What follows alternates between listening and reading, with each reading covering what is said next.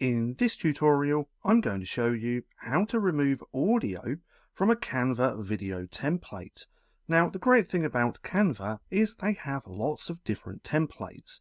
Now, once you've chosen one and you've got it in a brand new project like this, it's going to look like this as well.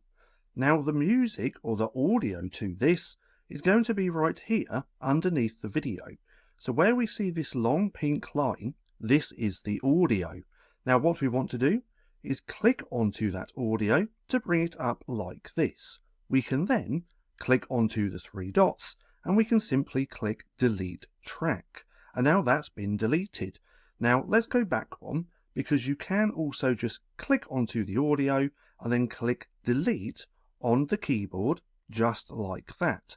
And then you can go ahead and add your own audio. But nonetheless, that's just how simple it is to remove audio from a Canva video template. Now, if you found this video helpful at all, then please consider giving me a like, as it really helps out the channel. And if you're not too sure what to watch next, click right here and watch this playlist.